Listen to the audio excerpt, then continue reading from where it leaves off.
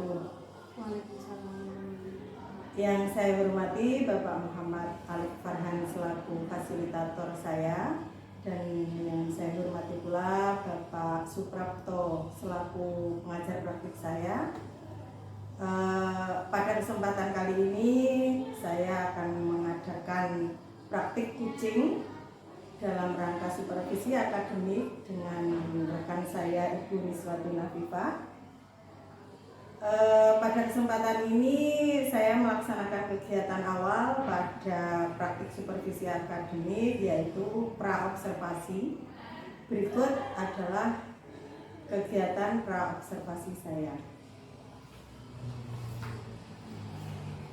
Selamat siang Bu Miswatun. Selamat siang Bu Titi. Bu Miswatun lagi sibuk nggak hari ini? Alhamdulillah tidak Bu. Kosong sekarang. Siap deh. Nah, oke, kalau gitu saya minta waktunya sebentar ya Bu Mis. Ya.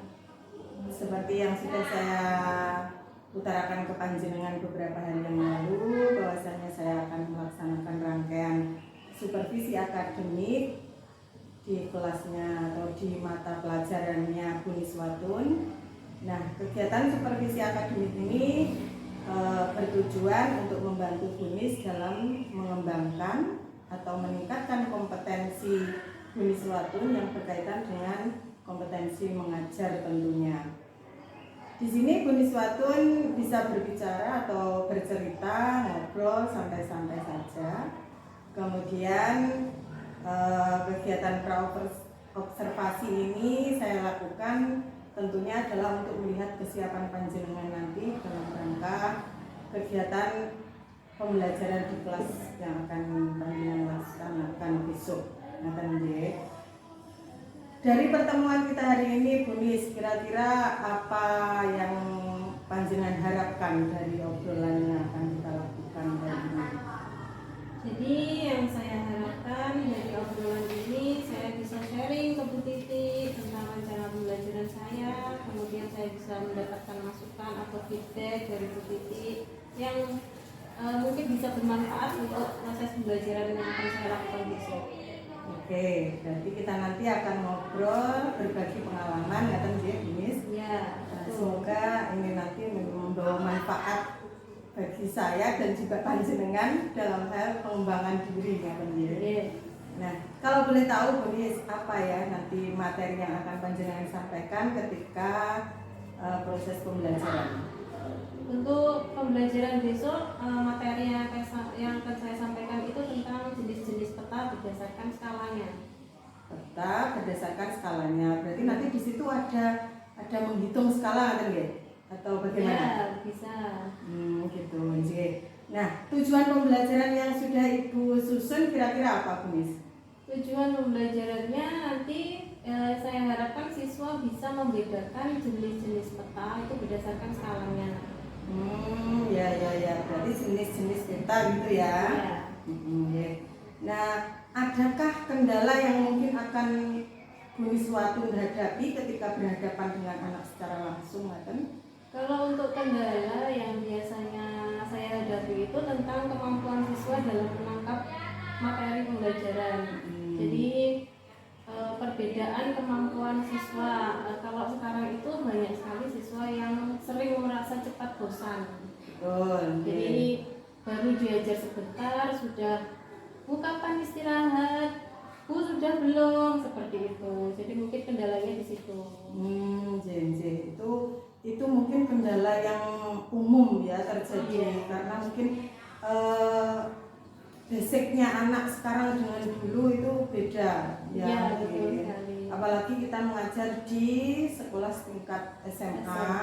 Tentu saja pengaruh-pengaruhnya juga semakin kompleks. Nah, tentunya untuk menghadapi kendala tersebut, saya yakin panjenengan sudah punya strategi ataupun model pembelajaran ataupun metode yang dapat panjenengan terapkan sehingga dapat membantu siswa dalam mengatasi kendala itu.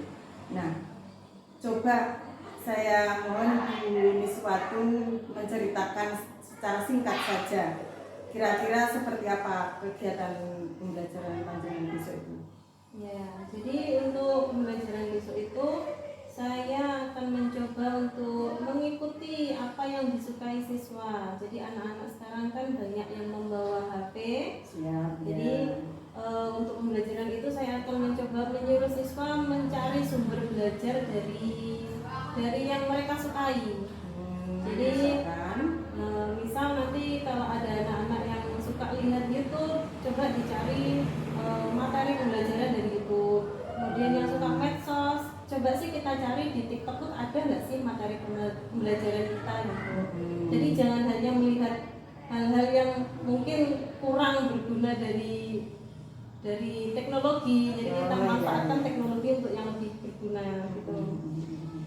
Menarik sekali ini Bu Nis ya, karena saya rasa kok ini ada TikToknya, berarti ada peran medsos di sana. Jadi anak-anak kan memang saat ini lagi booming, lagi senang-senangnya dengan dunia medsos. Betul. Betul.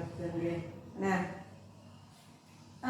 selain itu, mungkin Bu Nis juga bisa atau memberikan bantuan kepada siswa untuk memudahkan pemahaman siswa begitu, adakah semacam bantuan?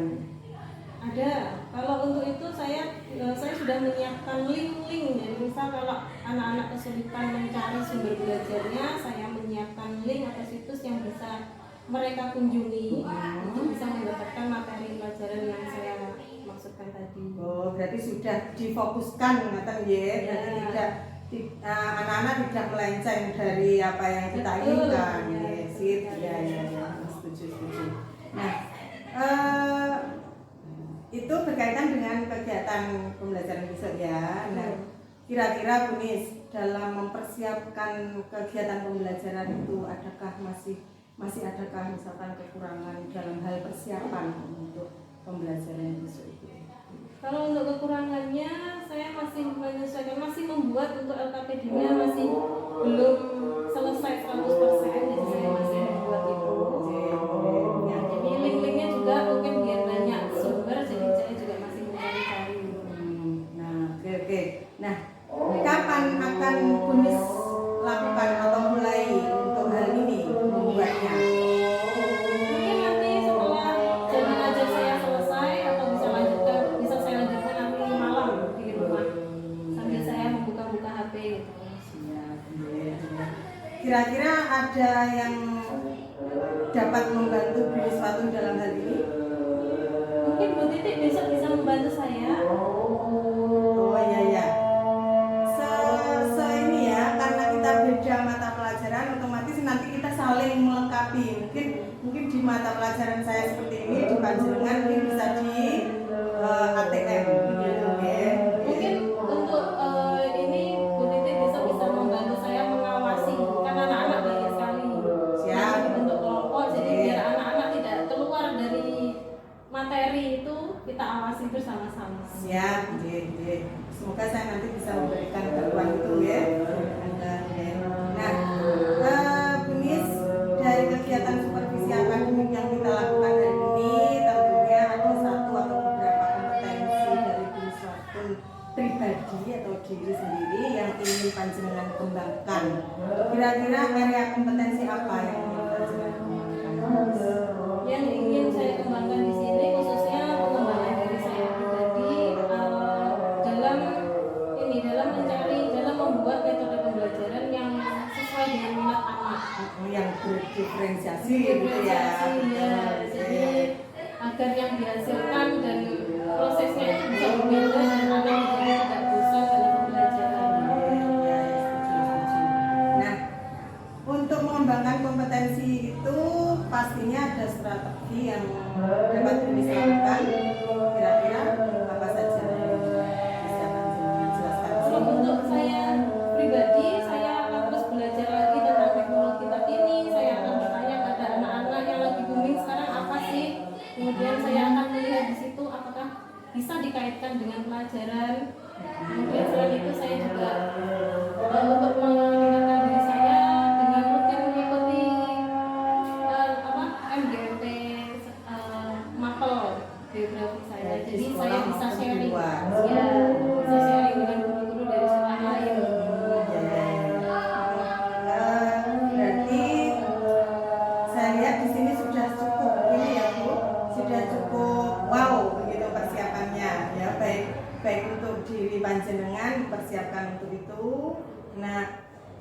misalkan nanti di situ ada seperti apa untuk pengembangan kompetensi, nanti ada hal-hal yang akan apa diperbaiki ataupun nanti ada penambahan, itu bisa dirasakan di lain waktu sebelum pembelajaran itu dilaksanakan.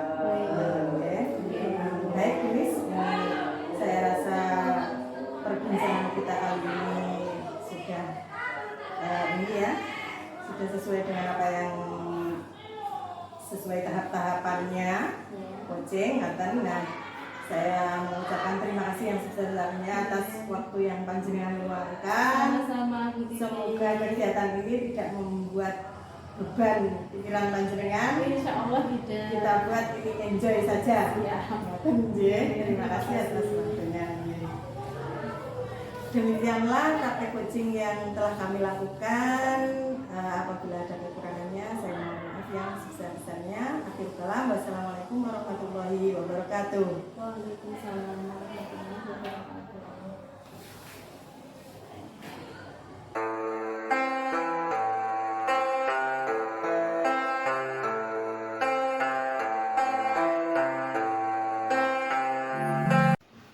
Baik, karena kemarin kita sudah membahas tentang jenis-jenis peta berdasarkan isinya, yaitu ada peta umum dan peta tematik atau khusus. Kalau peta umum itu adalah contohnya peta topografi dan peta orografi. Terus kemudian untuk yang satunya peta tematik, yaitu peta yang isinya berdasarkan tema-tema tertentu. Contohnya peta persebaran flora dan fauna. Terus kemudian ada peta penggunaan lahan, ada peta jalan juga. Ini dibagi menjadi 4 jenis peta berdasarkan skalanya seperti yang bisa dilihat di atas. Yang pertama adalah peta kadaster.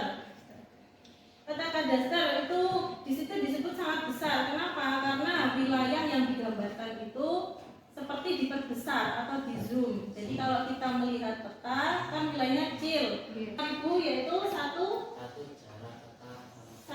cm jarak di peta sama dengan 5.000 cm jarak sebenarnya. Nah, untuk peta kadaster ini biasanya digunakan untuk menunjukkan wilayah peta tanah atau peta yang ada di sertifikat. Sampai kelihatan rumah-rumahnya seperti apa di situ, ada halamannya, mungkin di situ juga ada kolam renangnya. Nah, jadi kalau peta kadaster seperti itu. Terus kemudian peta yang kedua adalah peta dengan skala besar, memiliki skala lebih dari 1. Ya, tepatnya skala besar itu 1. Semua siapa yang suka melihat YouTube? 1, 2, ada lagi yang suka melihat TikTok dan lain sebagainya, medsos, Instagram. Oh, ternyata didominasi oleh medsos ya. Kemudian ada yang masih suka membaca buku? Masih. Terus ada yang suka browsing untuk mencari materi, misal kamu nggak paham sesuatu, kemudian saya pilih belajar.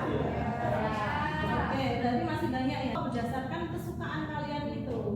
Jadi silakan saya akan bagi ya nanti ya. Soalnya tadi sepertinya di medsos tadi terlalu banyak.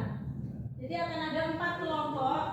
1 kelompok nanti tugasnya adalah mencari materi tentang peta itu dari sumber YouTube.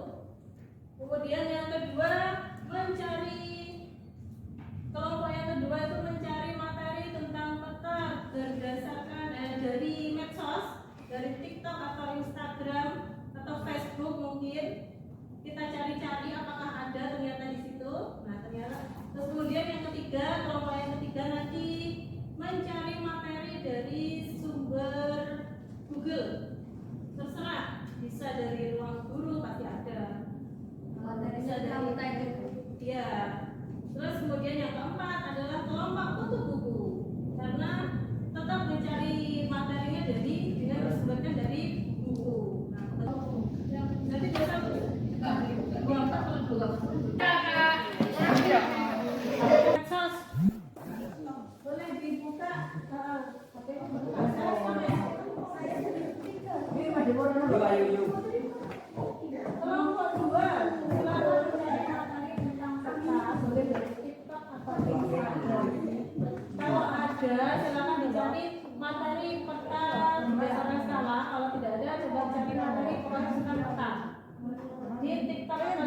gram. Ini dikeluarkan. Terus yang ketiga, ya langsung browsing Google. Terus yang keempat, jangan mencari buku dulu.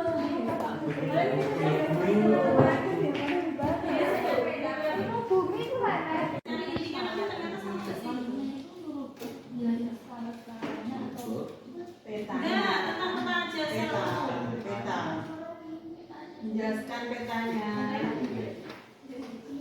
Dari yang kamu lihat di situ itu termasuk jenis peta yang mana? Misalkan peta besar apa peta kecil? Peta sedang.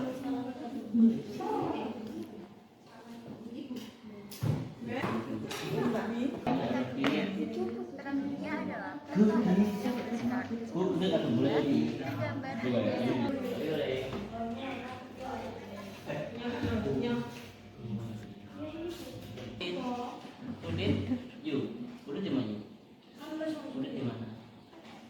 cekrek Isi kalian kira-kira apa yang didapatkan tadi yang dari kelompok YouTube? Boleh?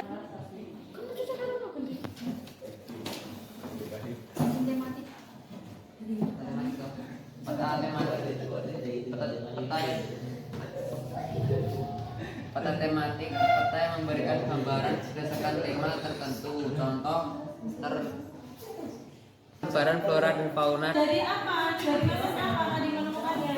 Wahyu. Menurut saya, dari titik kita menemukan peta umum dan peta khusus atau tematik. Sudah? Oke, terima kasih. Di internet kita menemukan tentang komponen peta dan keterangan peta. Komponen peta yang kita temukan berupa seperti judul, skala, orientasi, dan simbol peta. Keterangan atau legenda yang kita temukan berupa garis astronomis. Sudah? Dibutuhkan. Yuk. Di sini saya mewakili kelompok saya yang mencari mengenai peta dari sumber buku. Di sini kami menyimpulkan bahwa peta adalah, menurut para ahli kartografi, memberikan pendapat secara sederhana tentang pengertian peta. Peta ialah gambaran konvensional dan terdapat jenis-jenis peta yang dikelompokkan berdasarkan skalanya, yaitu 1. Peta kadaster atau peta yang sangat besar, 2.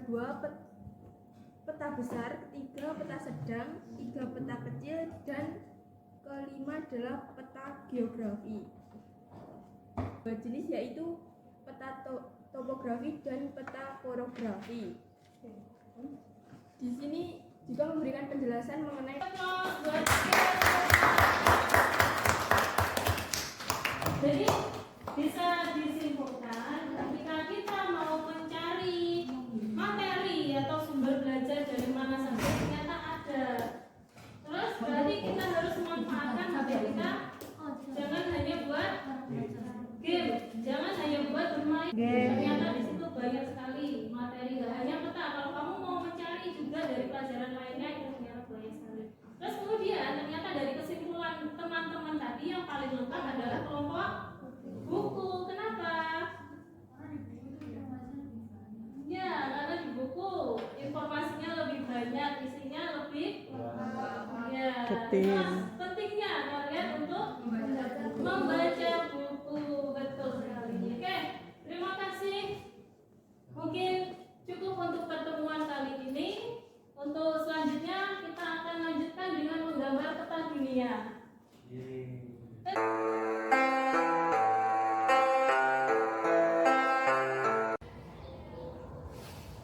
Assalamualaikum Bu Niswatun. Waalaikumsalam warahmatullahi wabarakatuh. Bu Nis, lagi sibuk gak hari ini? Tidak, Bu. Saya ingin ngobrol sebentar ini kali panjenengan. Iya, boleh. Berkaitan dengan kegiatan supervisi akademik yang kita lakukan kemarin. Kita kan sudah ngobrol tentang persiapan panjenengan sebelum pembelajaran. Kemudian observasi kemarin juga sudah di kelas gitu. Nah sekarang waktunya adalah untuk pasca observasi. Nah ada beberapa hal yang akan saya tanyakan kepada panjenengan berkaitan dengan kegiatan pembelajaran yang kita laksanakan di kelas kemarin. Ya. Bagaimana Bu Nis kira-kira perasaan panjenengan ketika proses pembelajaran di kelas kemarin?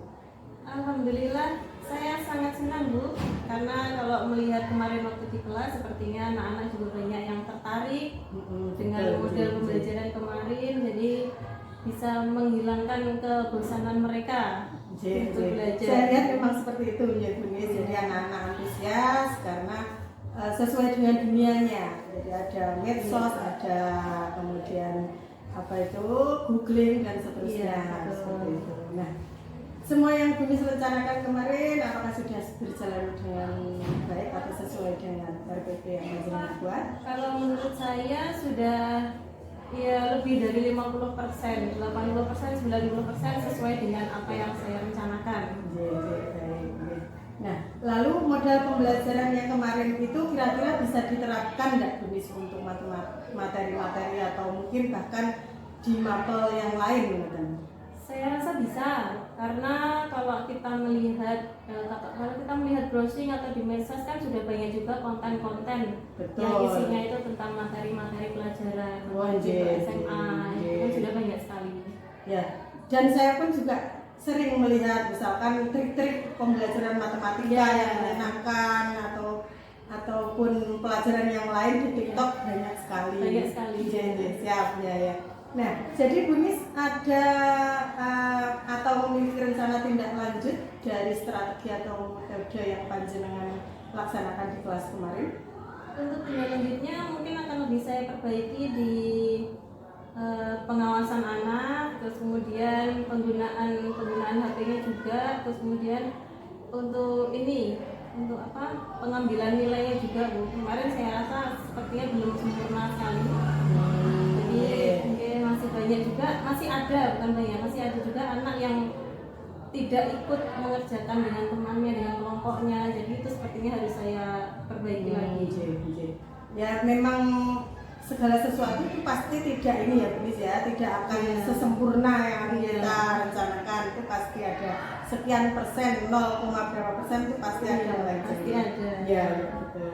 Nah, kemudian untuk gaya belajar anak-anak Bu Nis, di mana letak diferensiasinya menurut Bu Nis?